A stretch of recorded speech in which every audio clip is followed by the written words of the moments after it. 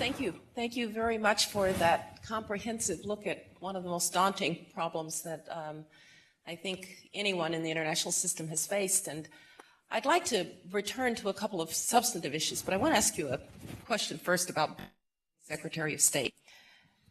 It's kind of a hard job, isn't it? It's a little different. Yeah. So when I was secretary, I'd get up in the morning and there were some things I'd see on my calendar and I'd think, oh, good, I'm going to get to do that. And then there were some things that I think maybe I'll just go back to bed. What do you like about the job, and what do you find most challenging? Well, what I like most about the job is what I've always enjoyed throughout my career, and it's the quality of the people you have the privilege to work with every day. And what I'll say about the people in the State Department, the career people as well as the political appointees, these are extraordinarily dedicated individuals, some of the greatest patriots you'll meet anywhere. And they really come in every day with one objective in mind, and that's to carry out the foreign policy goals, objectives of the administration, but to serve the interests of the American people. So what I look forward to every day is, even if we're talking about really complicated issues like the one I just described, and Syria is one of the most complex situations on the ground, the level of intelligence and the level of openness for us to have a good conversation about that is what I most look forward to. And I have a bullpen area. It used to be the Deputy Secretary of Management's office. I absconded it, and we have nothing but whiteboards in there. And I love going in the bullpen and just whiteboarding these exercises. What I least look forward to coming into are those days when I have to deal with the loss of life. And whether it's the loss of a State Department person or the loss of military personnel or any American citizen anywhere, those are the days that are difficult because you make calls to family members, people have been taken hostage, you try to give their families reassurance, but those are the days that are really tough. Yeah. Now, as Secretary, you face some unique challenges as well. Social media was barely born when I was Secretary, thank God for that. We know that your boss loves social media. So what's it like, and how do you deal with the constant pressure of social media, especially out of the White House? Well, he's world class at social media, and I'm not. And I'm going to confess here, in the heart of the creation of this great technology, I have no social media accounts. I've never had any, and I don't intend to have any. It is a great tool when it's used well. The President has used it to great effect by bypassing the traditional means of communicating, and he absolutely thrives on this ability to instantly communicate, not just to the American people, but to our friends and allies or to our adversaries, to the entire world. I don't know when he's going to do that because that is just the way the President operates. So the challenge is just getting caught up, because I don't even have a Twitter account that I can follow what he's tweeting. So my staff usually has to print his tweets out and hand them to me. Now, on the one hand, you could say, well, that's nuts. Why don't you get an account? But on the other hand, I've actually concluded that's not a bad system, because it goes out, and I don't know it's going to go out, so there's not a whole lot I'm going to, do until it's out there. By the time I find out about it, there's actually been some period of time, and depending on where I am in the world, it might be 5 minutes or it might be an hour before somebody hands me a piece of paper and says, hey, the President just tweeted this out. I already have the early reactions to that. And it allows me to now begin to think about, all right, how do we take that then into, if it's a foreign policy issue, what is he's tweeting about, how do we take that and now use it? And so it's interesting, I get the question a lot from people about, gosh, it must be impossible to deal with that. I had to get used to it early on because it was very unconventional for all of us, but I take it and I say, okay, this is information, we know what our objectives are, and he didn't change any of them. This is just his way of wanting to communicate on the subject. How do we take that and use it? And so that's how I deal with it. But I think I'm probably going to go to my grave and never have a social media account.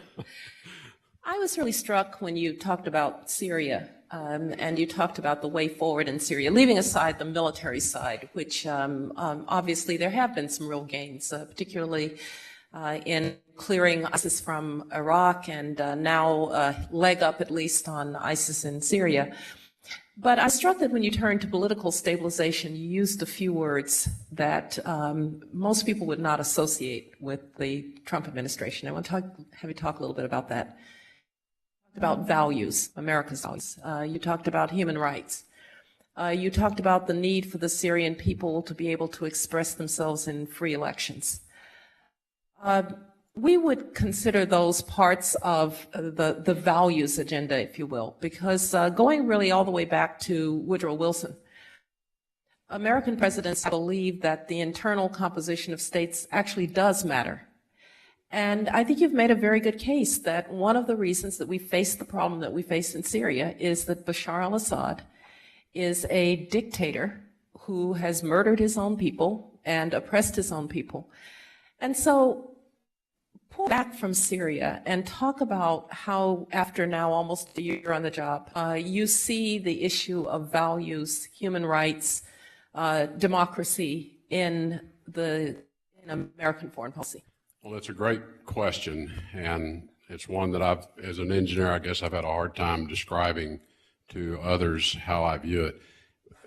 Our American values of freedom, respect for the individual, human dignity, all of the manifestations of the values that define who we are as a people, who we are collectively as a group of people who have aligned ourselves around these values and defines how we treat one another every day, how you take it into the foreign policy arena.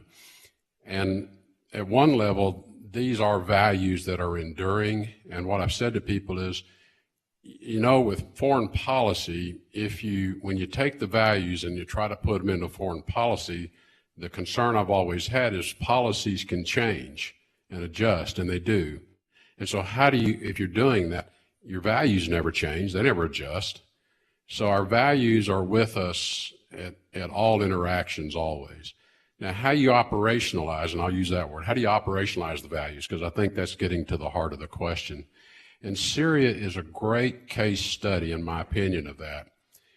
You know, going into Syria and advocating human rights, religious freedoms, women's equal participation, in the midst of literally thousands of people and civilians being killed every day, doesn't resonate very well, because the most important human right to anybody is our first one, the right to life. Life, then liberty, then the pursuit of happiness. And that's the way I think about our values. I first have to keep people from being killed. And if I can keep them from being killed, and if we can create areas of stability, then we begin to create the seeds of liberty, and then we create the pathway to a pursuit of happiness. And underneath of all of that are then the articulation of our respect for the human dignity, the human condition, all of the ways that we express these values that are uniquely American values. And so it really is, how do you create the conditions so people can actually achieve that? And the priority in Syria right now is stop people from being killed. They're being killed. They're being killed by the thousands. Stop that, stabilize it, start creating some conditions, and then we can begin to promote respect for people's religious freedoms, respect for their dignity. And so it is very much up in my mind, and being an engineer, this is what I think is, it's a process. It's a process inside of a system. And at any point in time, and depending on the country's condition, the location, the circumstances, we're going to be at a different place in that process. If we have a stable government that is repressive of certain religious organizations, then we go right at that. Because it's not that people are being killed, but they're being persecuted. They're being denied their own pursuit of happiness. So it very much, I think, in each situation, I look at it and say, what is the priority here? And the first priority is always the protection of life, stop people from being killed. And if you do that, you begin to create the conditions where we can truly lean forward and advocate on the values themselves. And the tools for doing the kind of work that you're talking about, obviously, when you've stabilized the situation, you still have to have the diplomacy, you still have to have the assistance to people. There have been concerns about the commitment to, say, foreign assistance, and to having those tools that American diplomats rely on to bring stability. Jim Mattis apparently famously said, that if he doesn't have foreign assistance, he's going to need more bullets, just to paraphrase. Now, a couple of American foreign assistance efforts that have been just universally appreciated. PEPFAR, President's Emergency Plan for AIDS Relief, which probably through the efforts of President Bush and then President Obama saved millions of people from a pandemic. And then the Millennium Challenge, which tries to take foreign assistance and give it to states that are actually going to use it wisely, that are not corrupt. Can you talk a little bit about the future of those programs? And I know you're an advocate for them. How are you doing inside the administration and on the Hill?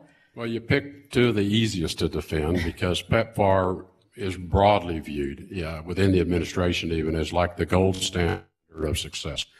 It has produced extraordinary results, and it has demonstrated it really uses the American dollar wisely. For dollar invested, if you think about it as an investment, it's a dollar invested for the return. PEPFAR, by any measure you want to examine it, has been wildly successful. And the Millennium Challenge Corporation similarly has been wildly successful because of the disciplined process it uses.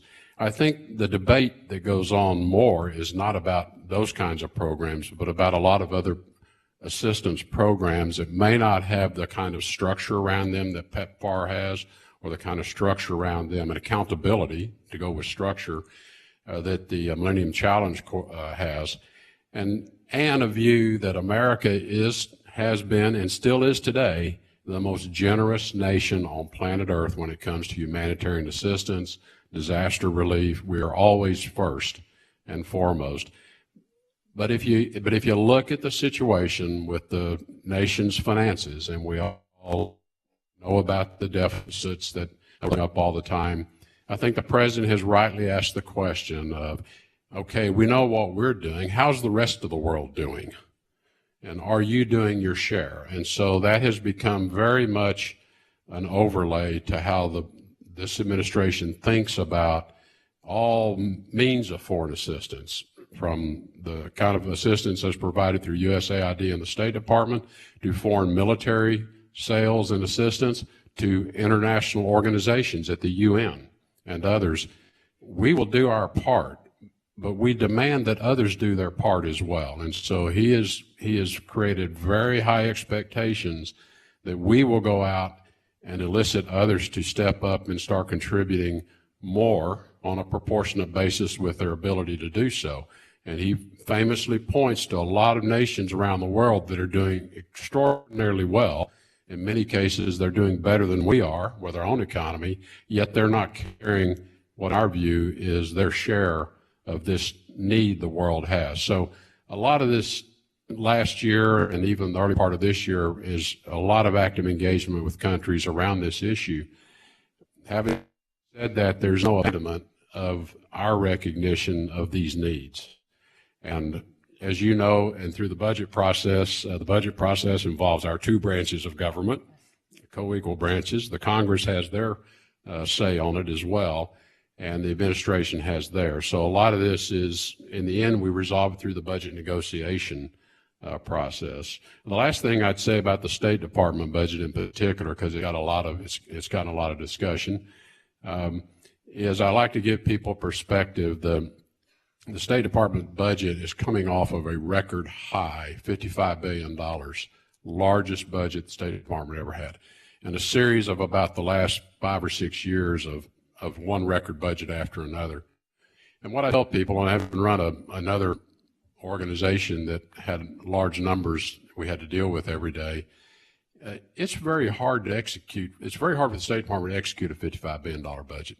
I mean, quite frankly, if you want to do it well and you want to be good stewards of the American hard-earned taxpayer dollar that you've been given, we do need to be able to go out and do that well. And the truth of the matter is, One of the reasons we're not struggling in 2017 is we had a lot of carry forward money because no one could execute that size of a budget. And so there's a lot of money that's moving through. So right now I would say we're in a dynamic situation where we're not in a position of being unable to meet, we believe, the most critical needs out there. But it's coming, and we're trying to plan ahead, and we're trying to elicit more burden sharing from others around the world. Thanks. One final question before we let you go. I'd be remiss if I didn't ask about where you started your remarks, North Korea. We've got false alarms going off in Hawaii. We've got people talking about war. At the same time, we've got the North Koreans and the South Koreans deciding they're going to march together in the Olympics. Do you have a sense at all that the rhetoric that we've used, the fact that perhaps the diplomacy is not as front and center as some of the talk about our military options, that we might be driving a wedge with our South Korean allies? I know when I was secretary and trying to do the six-party negotiations, the North Koreans loved to drive a wedge to pick off the Chinese or pick off the South Koreans or pick off the Russians. And it was really important not for the United States to get isolated. So how should we read these initiatives between the North and South? And tell us about the diplomacy, because I think we're all in agreement. Nobody really wants war on the peninsula, on the Korean peninsula, despite the seriousness of the North Korean threat. Well, our diplomacy efforts, which began really last February, the first week after I was sworn in, I was with the President of the Oval, and the very first foreign policy challenge that he gave me was, he said, you've got to develop a foreign policy approach to North Korea. And so we did, and we worked that through the interagency process. And what I call the peaceful pressure campaign, the President has since relabeled it the maximum pressure campaign. But it is, and I know people say, oh, we've tried sanctions in the past, they never work. We've never had a sanctioned regime that is as comprehensive as this one, and we've never had Chinese support for sanctions like we're getting now. Russia is a slightly different issue, but the Chinese have leaned in hard on the North Koreans to the point, part of this approach was to help the Chinese come to the realizations that North Korea, for the last 50, 60 years, may have been an asset to you. They're now a liability to you. I mean, it's because of how events can play out on the Korean Peninsula. If China doesn't help us solve this problem, there are a lot of follow-on effects, and China is well aware of those. So I think the diplomatic efforts are about unifying the international community around this sanctions campaign, which has been extraordinarily effective. As President Moon himself told us on the phone call, and I would tell you, we have probably the level of communication that goes on between ourselves, South Korea, and China on this issue is pretty extraordinary. People would probably be surprised at how often we're on the phone with one another a week talking about this. Moon said the reason the South Koreans came to us was because they are feeling the bite of these sanctions. And we're seeing it in some of the intel. We're seeing it through anecdotal evidence coming out of defectors that are escaping. The Japanese made a comment yesterday in our session that they have had over 100 North Korean fishing boats that have drifted into Japanese waters. 2/3 of the people on those boats have died. They weren't trying to escape. And the ones that didn't die, they wanted to go back home, so they sent them back to North Korea. But what they learned is they're being sent out in the wintertime to fish because there's food shortages. And they're being sent out to fish with inadequate fuel to get back. So we're getting a lot of evidence that these sanctions are really starting to hurt. And so the approachment of the North to the South, now they're onto the playbook that you know as well as anyone. And the playbook is, okay, we're going to start our charm offensive to the rest of the world and let them see we're just normal people like everybody else. We're going to engender some sympathy. We're going to try to drive a wedge between South Korea and their allies. And we spent an extraordinary amount of time yesterday in the group discussion hearing from Foreign Minister Kang of South Korea about how they're not going to let that happen. So we understand what this is about, and we've been supportive of this rapprochement because the other element of the diplomacy is we've been waiting for Kim to decide he wants to talk. We've been very clear, and our channels are open, and as I said yesterday in my press avail, he knows how to reach me if he wants to talk, but he's got to tell me he wants to talk. We're not going to chase him. So this may be their early effort to break the ice. We'll see. Nothing may come of it. But we are supportive of that. But I would tell you that among the allies in the region, but equally with China, I don't think we have ever been as unified against this threat because China knows the potential consequences of this to unintended consequences that could come later. And in diplomacy, where you're dealing with someone across the table like this, and when we get to that negotiating table, and I'm confident we will, I want to know that Secretary Mattis has a very, very strong military option standing behind me. That will give me a better position from which to try to solve this.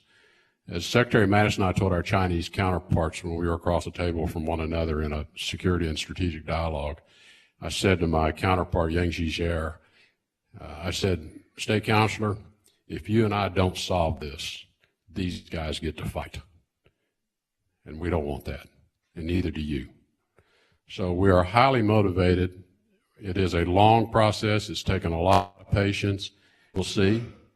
But we are committed, as is everyone in the international community, to a denuclearized North Korea. And we're going to stay on that until we achieve it. Thank you very much, and all the best. We hope you succeed. Thank you very much.